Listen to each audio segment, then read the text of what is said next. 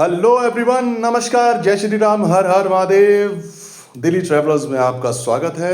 आप जो देख रहे हैं ये मेरा फर्स्ट व्लॉग है जिसे due to some personal reasons मैं पोस्ट नहीं कर पाया था, बट ये मेरी लाइफ के कुछ गोल्डन मोमेंट्स में से एक है जिसे मैं लेट पोस्ट कर रहा हूँ। ये वो क्षण है जो भगवान श्री राम की कृपा से, हनुमान जी के आशीर्वाद से मुझे राम मंदिर के प्राण प्रतिष्ठा के फर्स्ट डे वहाँ पर विजिट करने का मौका मिला। और कुछ फंबल्स और अप एंड डाउन्स के बाद एनी हाउ मैं वहाँ पर उस पर्टिकुलर डे पर अयोध्या पहुँच पाया।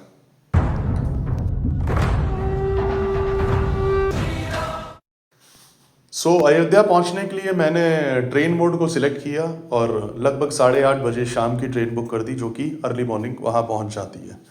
और टिकट्स के लिए बहुत रश हो रहा था क्योंकि सभी लोग उस पर्टिकुलर डे पर वहाँ पहुँचना चाह रहे थे। और फॉर्चुनेटली मेरी टिकट कंफर्म भी हो गई और मैंने अपना बैग पैक किया और बैग पैक करके बाय मेट्रो मैं नई दिल्ली रेलवे स्टेशन के लिए निकल पड़ा।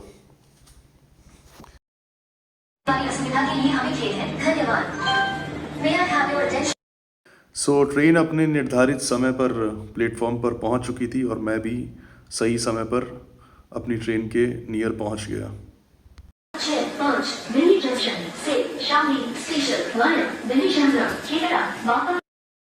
समय पर मैं अपनी ट्रेन के कोच और कंपार्टमेंट के पास पहुंच चुका था। अलोकेटेड सीट नंबर को सर्च करके मैंने वहां टाइमली प्रस्थान कर लिया। 8:15 पर मेरी सीट कंफर्म दिखा रही थी। उसके बाद जो मेरे साथ हुआ वो देखिए।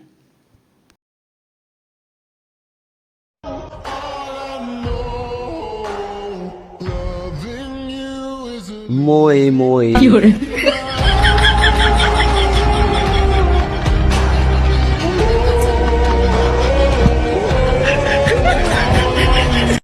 और 8:20 पर रेलवे की तरफ से एक मैसेज प्राप्त हुआ जिसमें वो ट्रेन कैंसिल हो चुकी थी। अब वो अयोध्या नहीं जा रही थी।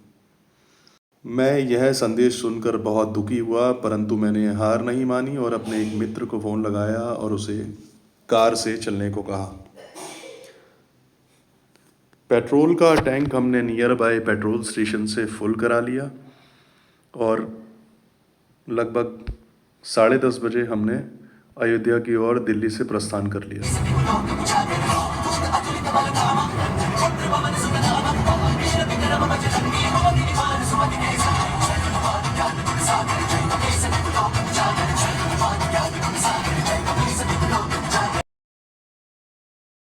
गाइस, किसी भी यात्रा पर निकलने से पहले सुनिश्चित कर लें कि आपकी गाड़ी में पेट्रोल टैंक फुल हो, रिपेयरिंग किट अवेलेबल हो और फास्ट ट्रैक पहले से ही रिचार्ज किया हुआ हो। दिल्ली से लगभग 40 किलोमीटर ड्राइव करने के बाद अब हम दिल्ली लखनऊ एक्सप्रेस वे पर पहुँच चुके थे। कोहरा बहुत ज़्यादा था, ज़ीरो विजिबिलिटी थी और रात्रि का समय था, नींद आने के चांसेस भी ज़्यादा हो रहे थे। हमने बीच में थोड़ा थोड़ा रेस्ट लेना उचित समझा। गाइस, एक चीज़ ज़रूर इंश्योर कर लें कि जब भी आप कोहरे में गाड़ी चला रहे हैं तो अपनी पार्किंग लाइट को ज़रूर ऑन रखें और गाड़ी को न्यूनतम स्पीड पर ही चलाएं ताकि वो कंट्रोल में रहे। एनी हाउ धीरे धीरे ड्राइव करते हुए हम लोग टाइमली अर्ली मॉर्निंग लखनऊ पहुंच गए और अब हमने डिसाइड किया कि थोड़ा बहुत फ्रेश होके और कुछ ब्रेकफास्ट कर लिया जाए। अर्ली मॉर्निंग इतनी जल्दी कोई भी शॉप ओपन नहीं थी। एक मॉल हमको दिखाई दिया और वही एकमात्र विकल्प था रिफ़्रेश होने के लिए। वहाँ से हमने ब्रेकफास्ट किया और कुछ दूर ड्राइव करने के बाद टाइमली हम अयोध्या में एंटर कर गए।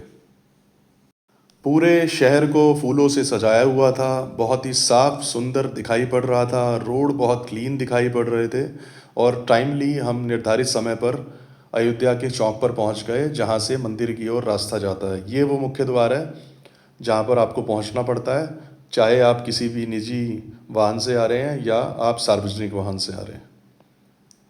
और यदि आप ट्रेन से आ रहे हैं या फ्लाइट से आ रहे हैं तो उसके लिए अलग से रूट है। लगभग 1.5 किलोमीटर पे रेलवे स्टेशन है अयोध्या जंक्शन के नाम से और ये वो मुख्य एंट्री है जहाँ से आपको ऑटो, ई रिक्शाज़, बाइक्स, ये सभी चीज़ें मिल जाएंगी जो आपको मंदिर तक ले जाएंगी। तो अयोध्या में एंट्री करने के लिए आपके पास इनविटेशन कार्ड और वीआईपी पास होना मस्ट था, जो कि हमने वहाँ के पुलिस प्रशासन और सुरक्षा बलों को दिखाकर एंट्री कर लिया। और वहाँ से निकलकर हम अपने एक रिलेटिव के यहाँ पर स्टे करने के लिए पहुँच गए और वहाँ पर 4-5 घंटे रेस्ट करने के बाद शाम होते ही हम निकल गए हनुमान जी के प्रसिद्ध टेम्पल हनुमानगढ़ी, जो कि वहाँ से मात्र 1 किलोमीटर दूर था। इस मंदिर पर पहुँचने के लिए आपको पैदल यात्रा कर मुख्य बाजार से होते हुए 76 सीढ़ियाँ चढ़कर इस मंदिर के मुख्य कक्ष मुख्य द्वार पर पहुँचना होता है। इस मंदिर के संदर्भ में ऐतिहासिक वर्णन से ज्ञात होता है कि इस मंदिर का निर्माण लगभग 10वीं शताब्दी में अयोध्या में किया गया था, जहां पर हनुमान जी अयोध्या के राजा के रूप में विराजमान है। श्री हनुमान जी की ऐसी अनुपम मूर्ति विश्व के किसी भी मंदिर में नहीं है, जैसी कि श्री हनुमान जी गढ़ी में उपस्थित है। विश्व के कोने कोने से यहाँ पर श्रद्धालु आकर हनुमान जी के दर्शन करते हैं। मंगलवार और शनिवार को विशेष जनसमूह दर्शन हेतु यहाँ पर आता है। और मान्यता यह है कि जब रावण पर विजय प्राप्त करने के बाद भगवान श्री राम अयोध्या वापस लौटे थे, तो हनुमान जी यहाँ पर आकर रहने लगे थे, निवास करने लगे थे। इसलिए इस जगह का नाम हनुमानगढ़ या हनुमान कोट के नाम से प्रचलित हो गया।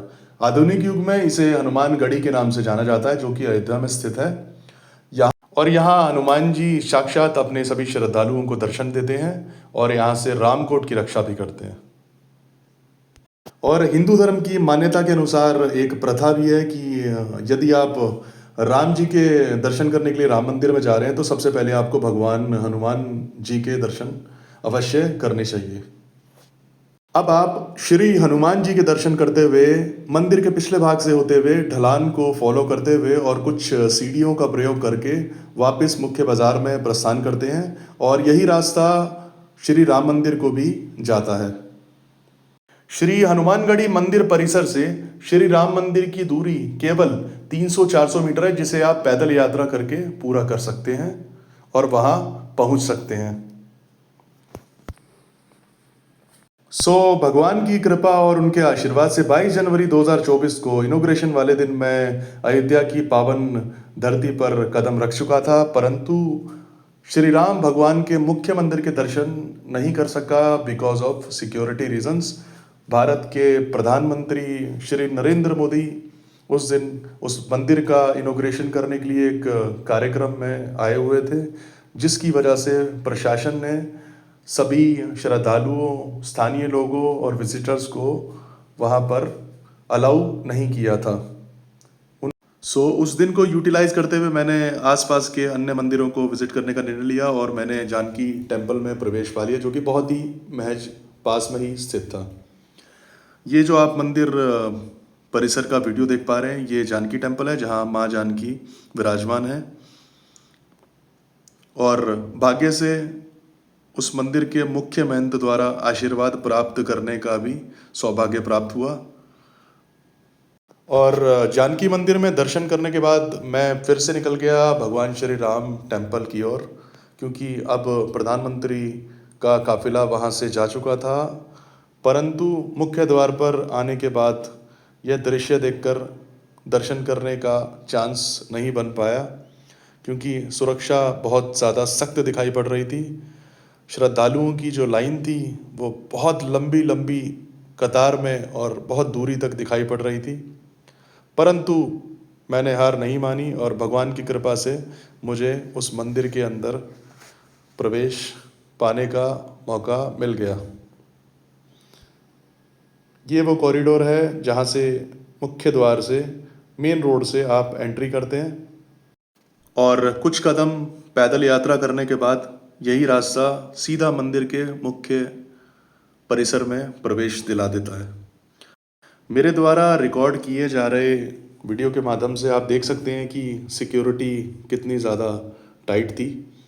इस मंदिर के अंदर कोई भी आधुनिक उपकरण, मोबाइल कैमरा पूरी तरह से वर्जित, निषेध था।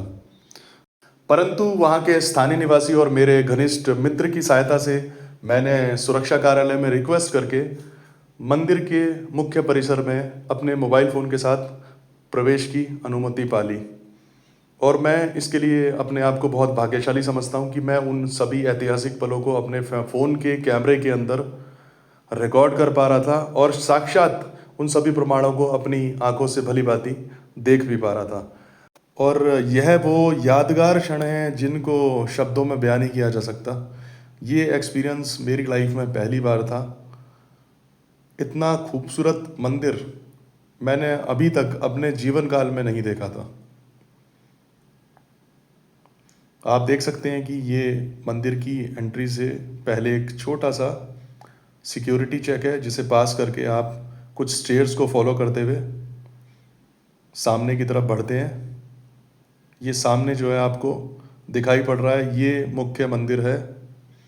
बस केवल यही 30-40 सीढ़ियाँ और कुछ स्टेप्स को फॉलो करके, सिक्योरिटी की लाइंस को फॉलो करके आप आगे की ओर बढ़ते हैं। आप देख सकते हैं कि मतलब मैं कितना लकी होऊंगा इसमें कि मैं कैमरा भी ले जा पा रहा हूँ और उसी दिन 22 जनवरी को साक्षात उस ऐतिहासिक दिन पर मैं वहाँ मौजूद हो पा रहा हूँ। और ये आप लाइव दर्शन देख सकते हैं फर्स्ट डे जब टेंपल ओपन हुआ था, और मैंने उस खूबसूरत ऐतिहासिक लम्हों को अपने फ़ोन के कैमरे में कैद किया और अपने आँखों में, अपने मन में, सभी जगह पर कैद किया। यहाँ से दर्शन करते हुए आप बाहर की ओर निकल जाते हैं, निकास द्वार की तरफ बढ़ते हैं।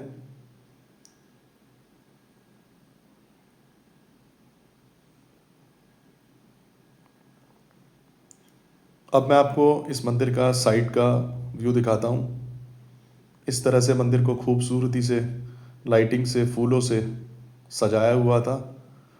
और इस मंदिर के उद्घाटन के उपलक्ष्य में यहाँ पर एक सांस्कृतिक कार्यक्रम का आयोजन किया गया था सायंकाल समय में, जहाँ पर भारत के प्रधानमंत्री सहित इस मंदिर के मुख्य महंत व अन्य साधु इस कार्यक्रम के अंदर उपस्थित रहे थे।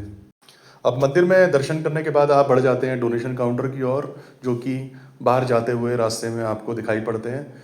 इस मंदिर में कोई भी फूल, फल या फिर प्रसाद वर्जित है, इसलिए आप अपनी ऑनलाइन या कैश डोनेशन यहाँ पर जमा करा सकते हैं और रिसिप्ट भी प्राप्त कर सकते हैं। बहुत ही भव्य दर्शन और सुखद एक्सपीरियंस के साथ हम बढ़ गए अपने मित्र के निवास स्थान पर, जहाँ पर हमने अपने ठहरने की व्यवस्था की हुई थी और ओवरनाइट हमने वहीं पर स्टे करने का निर्णय लिया। और अगली सुबह समय पर ही जल्दी उठकर हमने वह सभी दार्शनिक स्थलों को घूमने का निर्णय लिया जो कि नियर बाय में थे। सबसे पहले हमने विज़िट किया लता मंगेशकर चौक, माँ सरस्वती सुर कोकिला लता मंगेशकर चौक को, जो कि भव्य रूप से सजाया हुआ था। और वहाँ पर सभी मीडिया पर्सन्स इंटरव्यूज़ और वहाँ के सभी वीडियोस कैप्चर्स कर रहे थे। चारों तरफ बहुत खुशनुमा माहौल बना हुआ था, रंगारंग कार्यक्रम चल रहे थे। और वहाँ से हमने आगे सरयू नदी की ओर पैदल प्रस्थान करने का निर्णय लिया और मात्र आधा किलोमीटर की दूरी पर सरयू नदी का वो प्रसिद्ध घाट है, जहाँ पर आप स्नान करके माँ गंगा का आशीर्वाद प्राप्त कर सकते हैं। यह वो मुख्य घाट है जो आप वीडियो में देख पा रहे हैं। यहाँ पे स्नान करके और माँ का आशीर्वाद लेके हम नाश्ता करके वापस दिल्ली की ओर प्रस्थान कर गए। सो गाइज़, ये वो खूबसूरत पल और क्षण थे जिनको मैंने कैमरे के साथ साथ अपने दिल और दिमाग में भी कैद किया। ये वो एक्सपीरियंस है जो मेरी लाइफ का बेस्ट एक्सपीरियंस रहेगा और मैं आगे दोबारा अयोध्या आने का प्रयास भी करता रहूँगा। वीडियो को अंत तक देखने के लिए बहुत बहुत धन्यवाद। लाइक करें, शेयर करें, सब्सक्राइब करें।